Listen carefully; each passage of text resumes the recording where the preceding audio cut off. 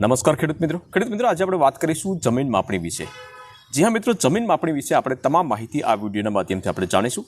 સૌપ્રથમ તો આપણે એ જાણીશું મિત્રો કે જમીન માપણીની અરજી કરીએ ત્યારે એના પહેલાં જે છે તમારે કઈ કઈ બાબતોનું ધ્યાન રાખવું જરૂરી છે।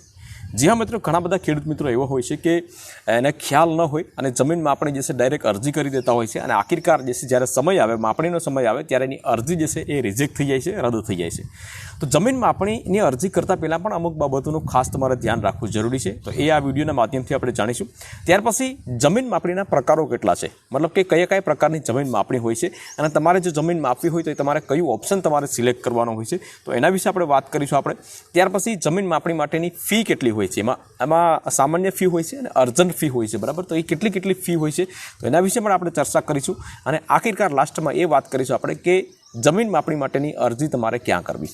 તો તમામ માહિતી આપણે આ વિડીયોના માધ્યમથી જાણીશું મિત્રો, તો વિડીયોને લાસ્ટ સુધી જોતા રહેજો। તો ચાલો શરૂ કરીએ કે અરજી જે છે એ કરતાં પહેલાં તમારે કઈ બાબતોનું ધ્યાન રાખવું જરૂરી છે। તો સૌપ્રથમ જે છે તમારી 7/12 તમારું નામ અથવા તો હિસ્સો જે છે, ક્ષેત્રફળ જે છે તો એ બરાબર છે કે નહીં, તો એ તમારે ચેક કરી લેવું ખૂબ જ જરૂરી છે। જો ભૂલ હશે તો અરજી પ્રોસેસ કરવામાં તમારે મુશ્કેલી આવી શકે છે, એટલે નામમાં અથવા તો ક્ષેત્રફળમાં કોઈ મિસ્ટેક હોય તો તમારે એ સુધારી લેવી જરૂરી છે, તાલુકા પંચાયત જઈને, મામલતદાર કચેરી જઈને। બાકી નોંધોની વાત કરીએ તો જો કોઈ જમીન પર તમારી કોઈ કાચી નોંધ અથવા તો સીધી લીટી ચાલતી હોય અથવા તો વારસાઈની પ્રક્રિયા બાકી હોય તો તે પહેલાં પૂર્ણ કરવી હિતાવહ છે। બોજાની વાત કરીએ હવે તો જમીન પર કોઈ પણ બેંકનો બોજો અથવા તો કોર્ટ કેસ કોઈ ચાલતો હોય અથવા તો કોઈ કોર્ટ ઉપર કોઈ વાંધાજનક જે છે એ સ્ટે છે કે નહીં, તો એ એવું કંઈ હોય તો મનાઈ હુકમ હશે તો પણ સરકારી માપણી જે છે તમારી અટકી શકે છે। તો આવી કોઈ વસ્તુ હોય તો તમારે અરજી કરવાનું ટાળવું જોઈએ। ત્યાર પછી વાત કરીએ કે હદ નિશાન અને પડોશીઓ સાથેના સંબંધો। સેઢાપાળીની સ્થિતિ જે છે તો તમારા ખેતરના જૂના હદ નિશાન, જે પથ્થરની નિશાની હોય, કારણ કે જૂના સમયની અંદર પથ્થરના ખાંભાઓ આપણે નાખતા હતા, તો તેની પ્રાથમિક માહિતી તમારી પાસે હોવી જરૂરી છે, ન હોય તો તમે મેળવી લેવી જરૂરી છે। જમીનના પ્રકારો અને માપણીના હેતુ। હવે આપણે વાત કરીએ મિત્રો કે ભાઈ જમીનના પ્રકારો અને માપણીના હેતુ, મતલબ કે કઈ માપણીમાં કયા ઓપ્શન હોય છે। તો સૌપ્રથમ તો જે છે તમારે હેતુ સ્પષ્ટ કરવો જોઈએ કે ભાઈ તમે માપણી શા માટે કરાવવા માગો છો। દાખલા તરીકે હદ જાણવા માટે, જમીનના ટુકડા પાડી અલગ 7/12 બનાવવા માટે અથવા તો બિનખેતી માટે। તો કયો હેતુ જે છે તો એ તમારે સ્પષ્ટ કરવાનો છે અને એના મુજબ જ તમારે અરજીનો પ્રકાર બદલાય છે અને ફી પણ બદલાય છે, તો એ આપણે આગળ જોઈએ છે। ત્યાર પછી વાત કરીએ કે ભાઈ જૂના નકશાઓની પ્રાપ્તિ, જેને આપણે ટિપ્પણ કહીએ છીએ, બરાબર। તો અરજી કરતાં પહેલાં તમારી જમીનની ઓરિજિનલ ટિપ્પણ, જે જૂના હાથથી દોરેલા નકશાઓ જે છે તો એ નકલ તમારે ક્યાંથી કઢાવવાની છે? DILR કચેરીમાંથી તમારે મેળવી લેવી જરૂરી છે। શા માટે? તો કે ભાઈ આનાથી તમને અંદાજ આવશે કે રેકર્ડ પર તમારી જમીનનો આકાર જે છે એ કેવો દેખાય છે। સમય અને ફીનું આયોજન। હવે વાત કરીએ સૌથી મહત્ત્વની વસ્તુ છે મિત્રો કે સિઝનની પસંદગી। ખેતરમાં પાક ઊભો હોય ત્યારે માપણી કરવાનું તમારે ટાળવું જોઈએ, કારણ કે ઊભા પાકમાં મશીન જે છે તો એ સેટ કરવા અને નિશાની કરવા માટે મુશ્કેલી પડી શકે છે। જ્યારે તમારું ખેતર ખાલી હોય, ક્લીન હોય, ત્યારે જ તમારે માપણી માટેની અરજી કરવી જરૂરી છે। હવે વાત કરીએ મિત્રો સેઢા સફાઈ। તો સેઢાનું પણ તમારે સફાઈ હોવી જોઈએ, મતલબ કે જે દિવસે માપણી કરવાના હોય ત્યારે ખેતરના સેઢા પર જાડી ઝાખરા હશે તો સર્વેયર જે છે માપણી કર્યા વગર જ પરત જઈ શકે છે। આનાથી અરજી કરતાં પહેલાં સેઢા સાફ જે છે રાખવાની તૈયારી કરી લેવી જરૂરી છે। ત્યાર પછી વાત કરીએ કે મોબાઈલ નંબર અને ઈમેલ આઈડી। હવે 2026માં જે છે અપડેટ પ્રમાણે જે છે એ તમને SMS મોબાઈલ થ્રુ મળશે, ઈમેલ થ્રુ મળશે।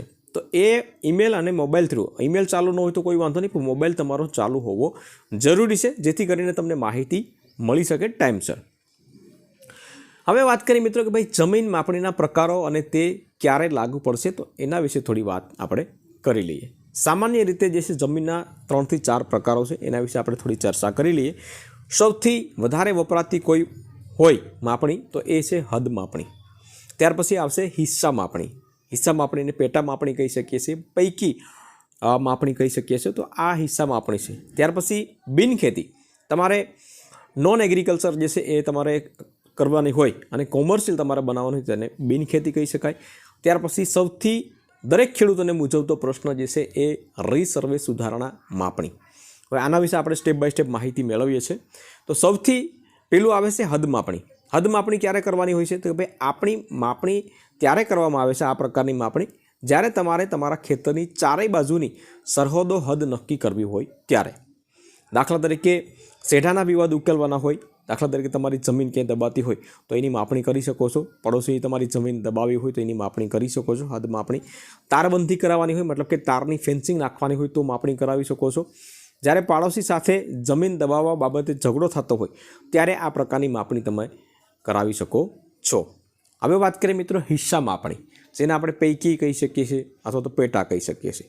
તો જ્યારે એક જ સર્વે નંબરના 2 કે તેથી વધુ ટુકડા કરી અને અલગ અલગ માલિકીના નામો પર કરવાના હોય, દાખલા તરીકે 4 ભાઈ હોય અને એક જ સર્વે નંબર હોય તો એના 4 ભાગ પડે, બરાબર. તો એ પ્રમાણે 4 ભાગ કરવાના હોય. વારસાઈની વહેંચણી અથવા તો જમીનનો અમુક ભાગ વહેંચ્યા પછી તેને રેકર્ડ પર અલગ કરવાનો હોય. તો આ જ્યારે પણ ભાઈઓ વચ્ચે જમીન વહેંચવી હોય અને દરેક પોતાના નામનો 7/12નો એક નકશો જે છે 7/12 અલગ કઢાવવા માગતા હોય ત્યારે તમારે આ હિસ્સા માપણી કરાવવાની હોય છે. મતલબ કે જમીનની વહેંચણી કરવાની હોય ત્યારે આ તમારે કરાવવાનું હોય છે.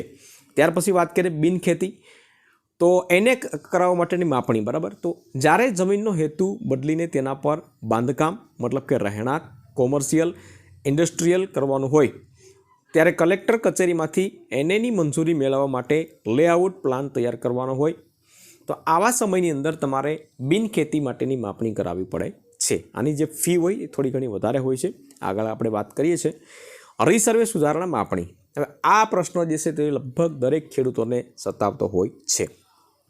રીસર્વે મતલબ કે ફરી એક વખત આપણે સરકારી દ્વારા જે છે સર્વે કર્યું છે હમણાં 2017થી 2022 સુધીમાં, અને એમાં ઓનલાઈન જે છે ટેકનિકલ ઘણી બધી ભૂલો રહી ગઈ છે. જેમાં અમુકને ક્ષેત્રફળ ઘટી ગયું છે, તો અમુકને નકશાનો આકાર બદલાઈ ગયો છે. તો આવી બધી મેટરને સુધારવા માટે થઈ અને સરકારી રેકર્ડમાં આવેલી ટેકનિકલ ભૂલોને સુધારી અને સાચું ક્ષેત્રફળ મેળવવાનું હોય ત્યારે રીસર્વે સુધારણા માપણી કરવાની હોય છે.